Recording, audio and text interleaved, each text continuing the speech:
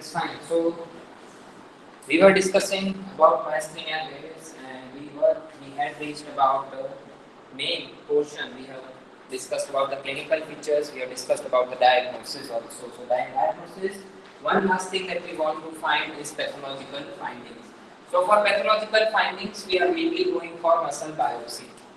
Yes, as we had discussed last time, we had talked that neuromuscular junction is being affected. So all the acetylcholine vesicles are normal, synapse will be normal, only the muscle is affected. So directly we are checking for the muscle biopsy. Muscle biopsy કરશું એમાંથી directly ખબર પડી જશે if the muscle has enough number of acetylcholine receptors or not. ACHR, acetylcholine receptors. If the diagnosis remains in doubt, then only we go for biopsy and clinical suspicion of myasthenia gravis patients or persistence is there. Immunofluorescence shows IgG antibodies. IgG is antibodies from immunoglobulins on the neuromuscular junction. The antibody which causes myasthenia gravis does not fluoresce, but rather a secondary antibody detected against it does. Muscle electron microscopy shows receptor infolding and loss of the tips of the fold. So whenever we talk about the structure of the end potential where the receptors are there, it is a complex structure. Yes, together with widening of the synaptic cleft. This is the synaptic cleft. Both these techniques are currently used for research rather than diagnosis. So 100% diagnosis cannot be made. It is more of symptomatic and nerve conduction studies, what we have already described.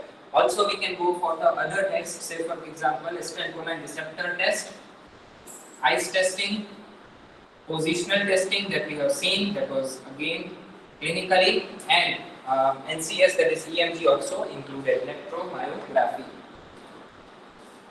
Coming to management, that is the last aspect of management, that is treatment. Can be medication and can be surgery. Yes, why surgery will be there? Because of affection of thymus gland that we have discussed so far. And medication, we are already aware of the medication, acetylcholine esterase inhibitors and neo or pyridostigmine. Yes, this will be the main class of drugs we are going to use for myasthenia gravis management. Acetylcholine esterase inhibitors provide symptomatic benefit. 30 minutes before a meal, symptoms will be mild during eating. Yes. Why during eating? Because the main muscles affected are eyes, face, and even neck. All these muscles have togetherly to work, specifically in face and neck, for chewing and swallowing activity. Neostigmine and pyridostigmine, as we discussed, improve the muscle function, act by slowing the normal degradation of acetylcholine. Yes, degradation of acetylcholine by the esterase, acetylcholine esterase, thereby overcoming the inhibition of the receptors. Immune-mediated myasthenia are treated with immunosuppressive drugs such as prednisolone, methylprednisolone, cyclosporin, mycophenolate, and azithromycin. These are all immunosuppressive drugs to suppress or decrease the immunity. Then only we are providing such drugs. Otherwise, we do not provide. Yes, if we know it is because of immunity, immune-related response is that because post-infection, we have seen it is caused. Yes, second theory, cross-infection. So the same thing, if it is because of infection pachi thai se patient ma, then we can go for immune suppressive therapy. Otherwise, we don't. Plasmapheresis and IVIG. Yes, intravenous immunoglobulin. We have seen the function of IVIG so many times and it is still useful in such neurological conditions.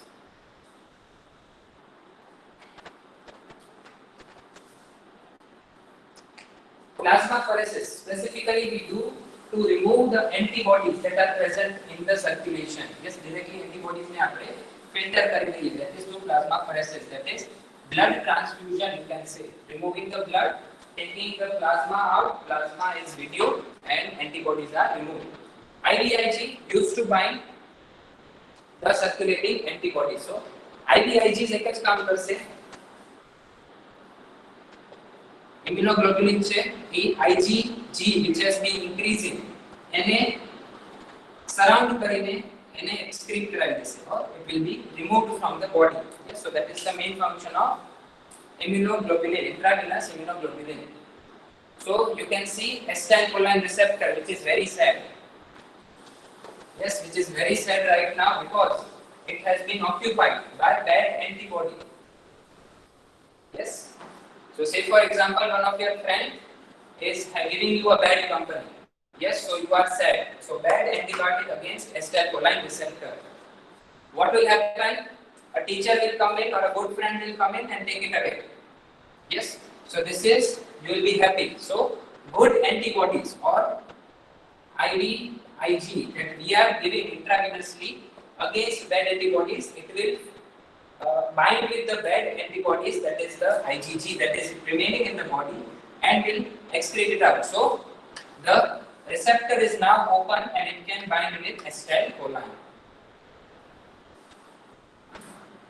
Same thing, the infused antibodies will for a time being dilute the normal host antibodies. So if these are the antibodies are as per IgG and bad ones, yes, your bad friend, what will happen? ઘણા બધા good friends આવી જશે. Yes, and they will dilute it out. ઘણા બધા good friends minus બહુ ઓછા bad friends. That means your whole immune system will be normal. Yes, and they will dilute out the bad ones slowly and steadily. So this is how it will work. The presence of large amount of IgG will also suppress the production of host IgG. આપણે બહારથી જે IgG આપી છે same thing is present in the body, but બહારથી inflow વધી જશે. Yes, intravenously આપણે બહારથી વધારે IgG આપી છે એટલે બોડી જે એન્ટીબોડીઝ બનાવે છે IgG that will decrease over time. Yes, so again good friends બહારથી આવે છે that is increasing, so bad friends જે પહેલેથી હતા that keep on decreasing. Auto antibody production in myasthenia gravis lead to autoantibody production, decreased autoantibody production. Yes, that is the how action will be there. More and more new will be coming on, and later on it will transfer. Only new will be there, old ones become zero after the infusion. The same thing about infused antibodies bind to the host antibodies, including those causing the disease, and take them out. જે receptor પર already છે એને પણ કાઢી નાખશે. Best bad friend હોય એને પણ good friend કાઢી નાખશે. Yes, once they come in, it will go up. For surgery, as we talked about the thymus, which is the only reason a surgery will be opted is because of the abnormality of thymus gland is there, thymoma is there, abnormality, malignancy of thymus gland is there, which is known as thymoma. Then only we go for thymectomy, and then it should be removed. This is the thymus gland, as you can see between the right and the left. Physical measures. As a physical therapist, I know it's not 6th semester, but giving you an overview about how PT will help in myasthenia gravis. You will be seeing such patients frequently. Their prevalence is not so much, but still patients will come to you when you are in the clinic. So patients with myasthenia gravis should be educated regarding the fluctuating nature of their symptom, including weakness and exercise-induced fatigue. So જ્યારે પણ patient આવે and the first thing they expect is they will get relief. Yes, whenever the patient is coming to you, the first thing they expect is relief of the pain, and the signs and symptoms will decrease. But here you have to be truthful to the patient that your signs and symptoms might become worse because it causes exercise-induced fatigue. Exercise na lidhe patient will feel fatigue, and if they feel fatigue, there are chances the symptoms will get worse over time. So initially symptoms might increase, but later on chronically exercises will help. Patient with myasthenia gravis should be educated. Yes, first thing is education of the patient. Tell them what the disease is, try to explain them what the disease is, and later try to explain what is the prognosis also. Exercise participation should be encouraged with frequent rest. Rest should be given very frequently.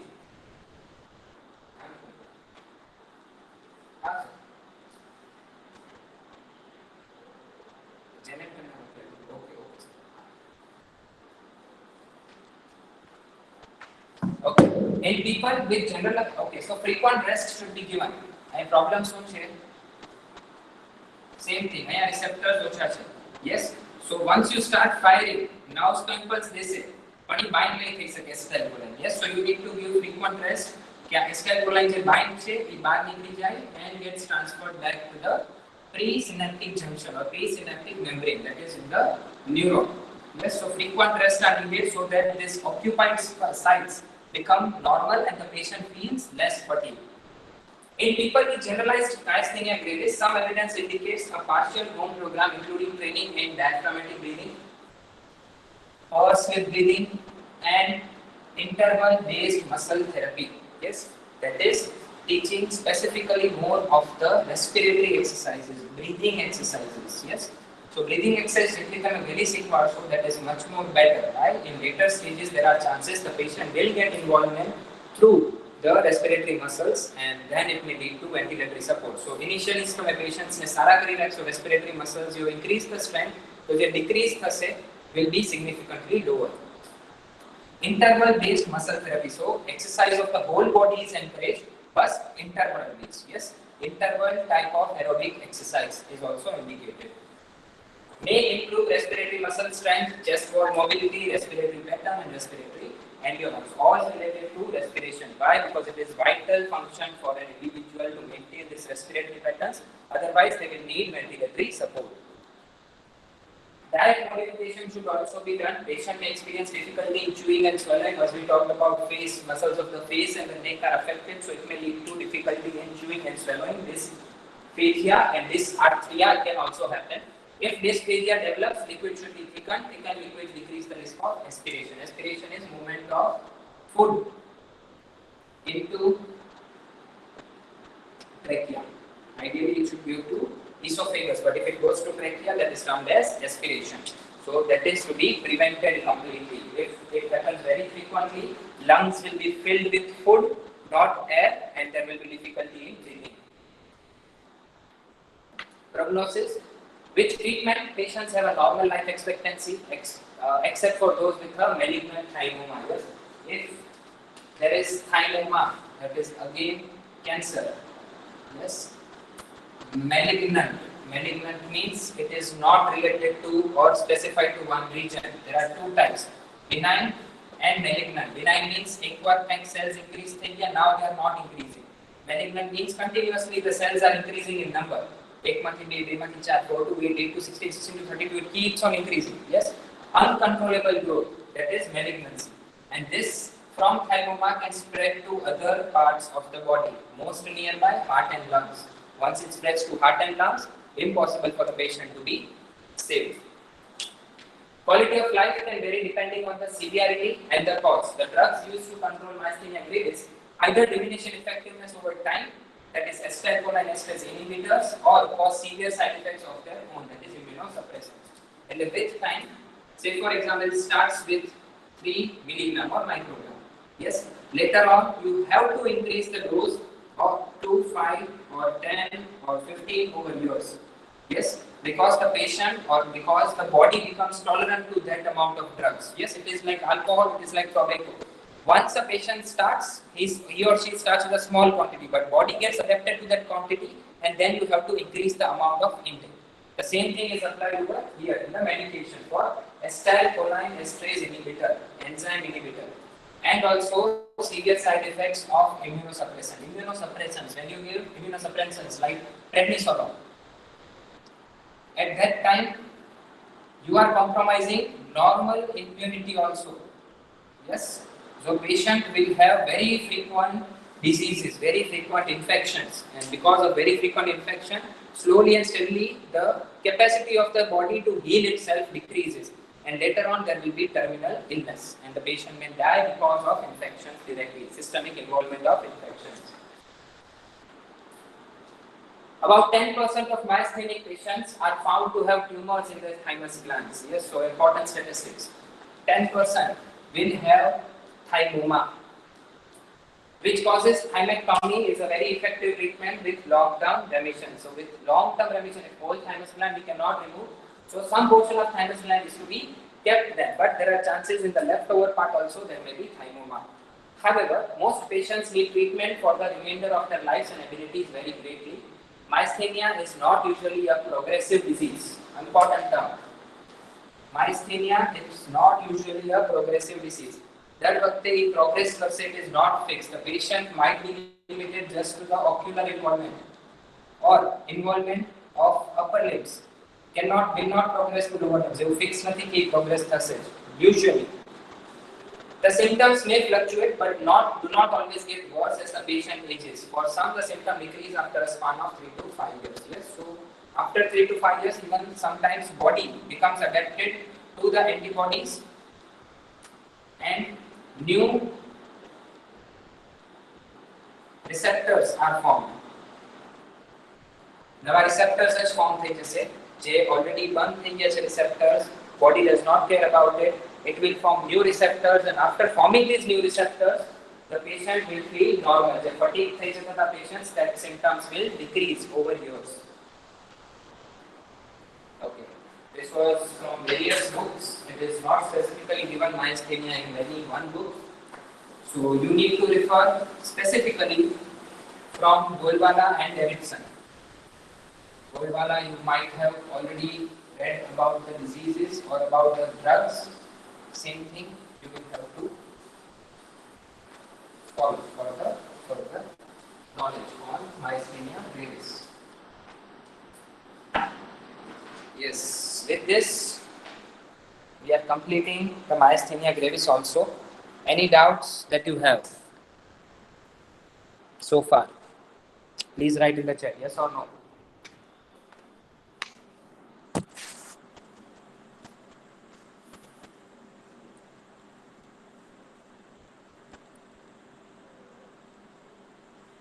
Myasthenia, again, as we discussed, is not a serious condition, or we can say it is not that frequently seen condition clinically. But patients will come, and as we had discussed, the weather does affect the symptoms. Heat will aggravate the symptoms, which is also termed as Ruthoff's phenomenon, may be seen in myasthenia gravis also. So in summer, you might expect more patients or more likely frequent visits of such patients. Yes? Okay, no doubt. Fine. Let me just write.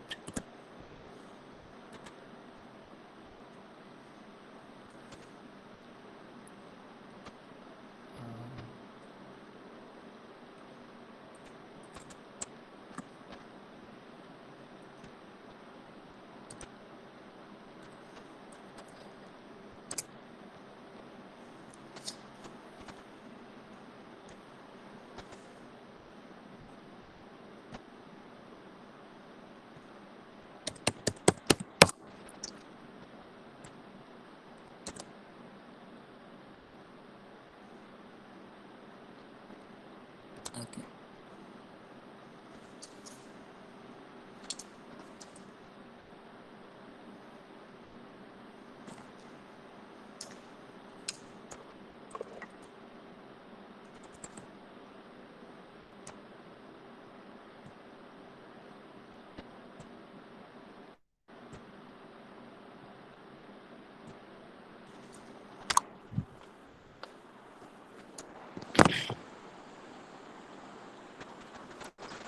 Okay, fine.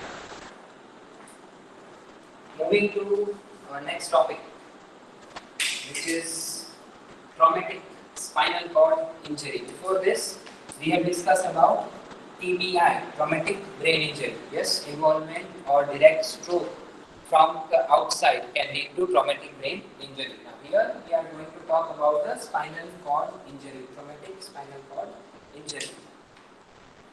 Spinal cord injury is a low incidence, high cost disability requiring tremendous change in an individual's lifestyle. Low cost, low incidence, yes, the frequency is very low. You would not see very frequently such patients. Yes, તમે રોજ નહીં જુઓ એવા patients. But if it happens even to one individual, the cost is very high for such an disability and tremendous change in individual's lifestyle. Why? For example, if we talk about brain, yes, so एक side injury thase, other side will be paralyzed, but still you have one hand, one lower limb intact. Through that you can almost perform all activities. In traumatic spinal cord injury, there will always be either paraplagia or quadriplegia. Paraplegia means paralysis of lower limbs. Quadriplegia, paralysis of all four limbs. Yes, either you don't have both the legs or the patient loses all the four limbs. Yes, so it is impossible for the patient to do any single activity. Yes, that is why it is requiring change in one's lifestyle. The patient has to learn how to use the remedial body. Say for example, if paraplegia is there, how to use the rest of the body, upper limb and the trunk to move also, which is only the function of lower limbs. That is to be compensated through the upper limbs. So that is why spinal cord injury, although is a low incidence, its cause of disability is high and it requires tremendous change in individual's lifestyle. These are the causes. We just discuss causes today, nothing else. We will conclude after discussion with causes.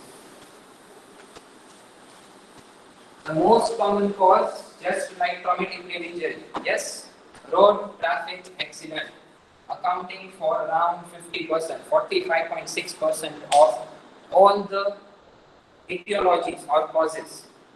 Fall from the height, another 20%, yes, major. A patient tries to commit suicide or because of any incidents, kite flying activities, at that time the patient falls off from a height. Yes, what will happen? Directly compression fracture. The patient will land on the foot, it will pass on the weight or the action, line of gravity directly passing from the vertebrae will cause burst fracture and the spinal cord will be injured, causing paraplegia. Gunshot wounds, another 17.8%. Yes, so gunshots directly passing from anterior to posterior or posterior to anterior will lacerate the spine and cause the disability. And recreational sports injury, again like in traumatic brain injury. Yes, we had discussed. Recreational sports injury is also one of the cause for traumatic spinal cord injury. So when the patient or an individual is running at a very fast speed and simultaneously he is stuck by something. Say for example, another player coming in right in front of me at full speed. Yes, so they will both collide and because of the collision there are chances the patient will fall on the ground and that will cause again the injury. These are all traumatic because of trauma. Because of non-trauma also, which is around 30% of total cases can happen. So first is vascular malformation. Whenever you read the word malformation, yes, or malfunction, that means normal, anatomical or physiological. Normal, anatomical or physiological. If it is malfunction, it is physiological function is not there through birth, from birth. And if it is malformation, that means anatomically it has not developed. Not developed means from the child's bearing, that is when the child is still in the womb of a mother and from that time the normal development starts, normal neurological as well as physical development. Yes. So once that is not attained, if I am standing right now, that means my lower limbs were well developed when I was in the womb. From that point till now, yes, continuously that process has started and is perfectly done. If it is dysfunctioned anywhere, then it is termed as malfunction. If the anatomical structure is not formed, it will be termed as malformation. So vascular malformation, so the blood supply to the spinal cord is hampered in some way. The function, physiological function is not normal, it is not competent. Then it may also cause traumatic spinal cord injury.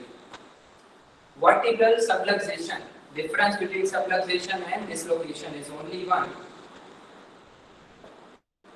Subluxation means just a portion is shifted from the normal position.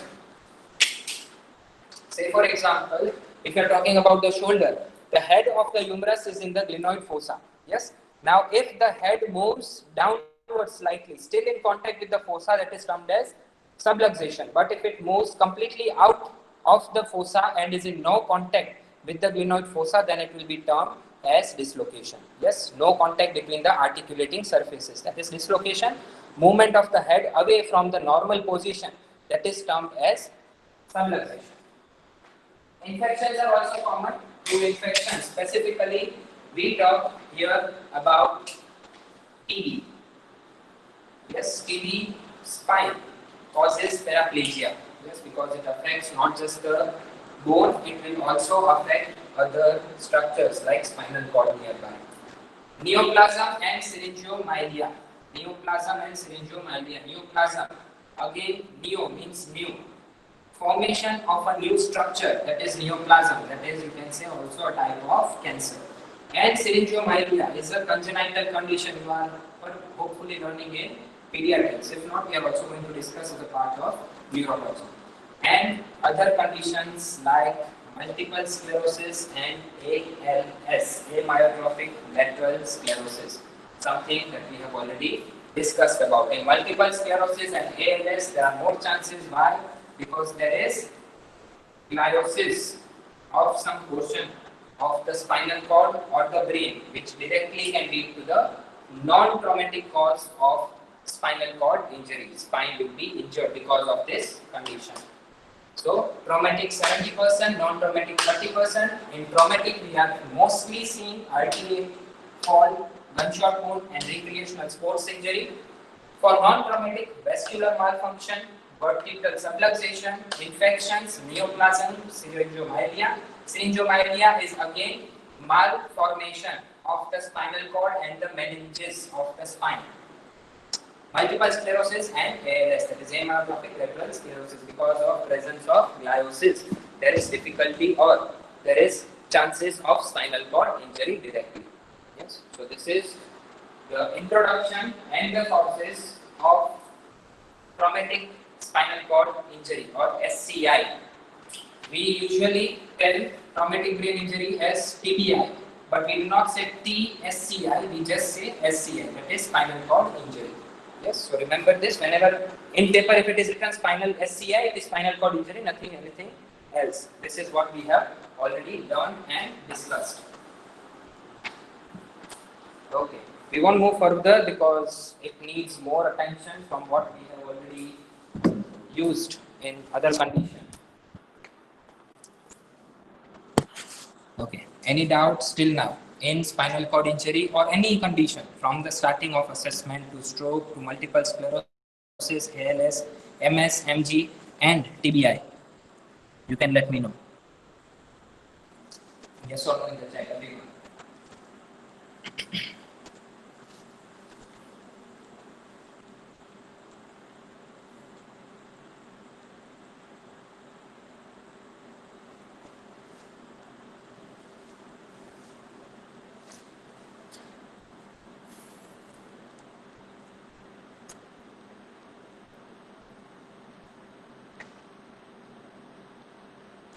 Okay, okay, fine. Okay, so we'll keep it till here. Yes, Puru, have you taken the attendance? Yes, sir. Okay, fine. So we'll keep it till here. In the next lecture, we are moving forward with spinal cord injury, SCI, and we'll learn more about the same. Yes, okay. Hope you have a good day and a good weekend. Be safe. Thank you, sir.